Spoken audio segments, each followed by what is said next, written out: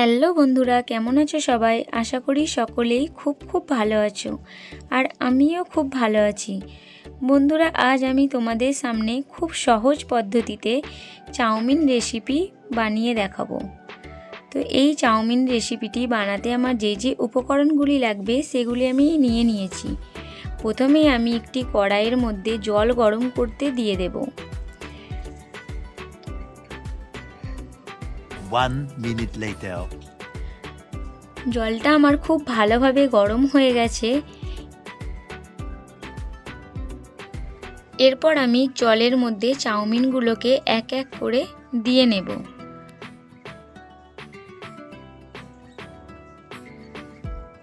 চাউমিনের মধ্যে আমি 1 চামচ নুন দিয়ে দেব। তারপর সামান্য পরিমাণ সাদা তেল দিয়ে দেব, যাতে চাউমিনগুলো একটার সঙ্গে একটা না লেগে যায়। চাউমিনগুলোকে হালকা নেড়ে নেব।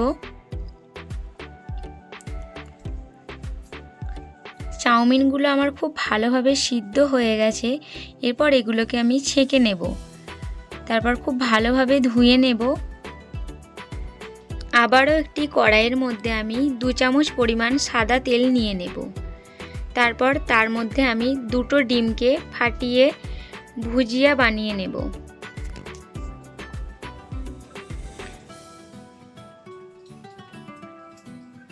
স্বাদ মতো নুন দিয়ে নেব। তারপর আমি খুব ভালোভাবে নেড়েচেড়ে ভুজিয়াটাকে সুন্দরভাবে বানিয়ে নেব। ভুজিয়াটা আমার বানানো হয়ে গেছে।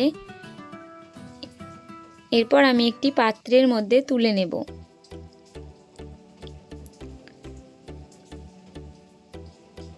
আবারও কড়াইয়ের মধ্যে আমি সাদা তেল দিয়ে এক এক করে সমস্ত সবজিগুলোকে ভেজে নেব।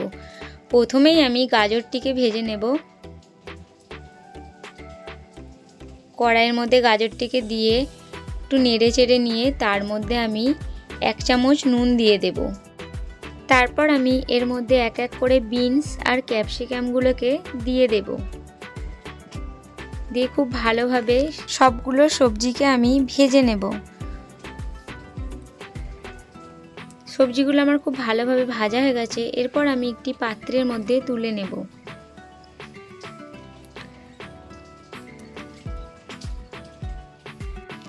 এরপর আমি চাউমিনটিকে বানানোর জন্য প্রথমেই কড়াইয়ের মধ্যে কাঁচা লঙ্কা ফোড়ন দিয়ে দেব। তারপর পেঁয়াজ কুচিটাকে দিয়ে দেব। তারপর হালকা নেড়েচেড়ে নিয়ে এক এক করে সমস্ত মশলাগুলোকে দিয়ে নেব। প্রথমেই আমি দেব 1 চামচ নুন,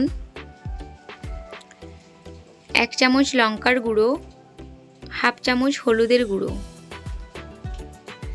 এরপর আমি সমস্ত মশলাগুলিকে হালকা নেড়েচেড়ে নিয়ে এর মধ্যে সিদ্ধ করে রাখা চাউমিনগুলোকে দিয়ে দেব।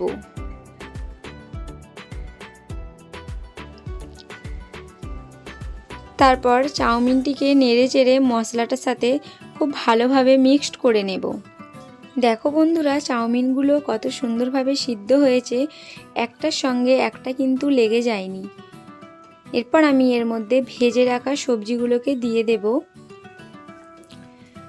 তারপর ভুজিয়াটাও দিয়ে দেব।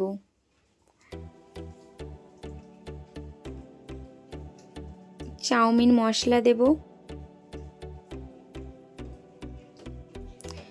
সবগুলো উপকরণকে আমি খুব ভালোভাবে নেড়েচেড়ে চাউমিনটিকে ভেজে নেব।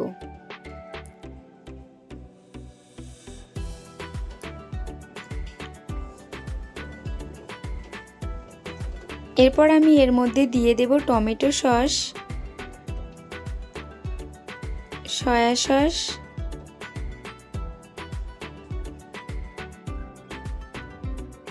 সব সসগুলো আমার দেওয়া হয়ে গেছে। এরপর আমি চাউমিনগুলোকে খুব ভালোভাবে ভেজে নেব। গ্যাসের ফ্লেমটা আমি হাই ফ্লেমে রেখেছি।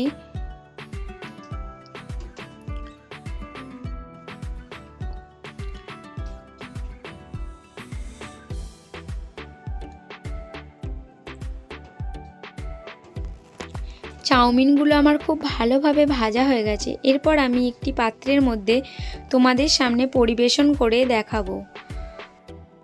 যদি আমার এই রেসিপিটি তোমাদের ভালো লেগে থাকে তাহলে আমার ভিডিওটিতে একটি লাইক এবং শেয়ার করে দেবে। আর আমার এই চ্যানেলে যারা নতুন তারা আমার চ্যানেলটিকে অবশ্যই সাবস্ক্রাইব করে দেবে।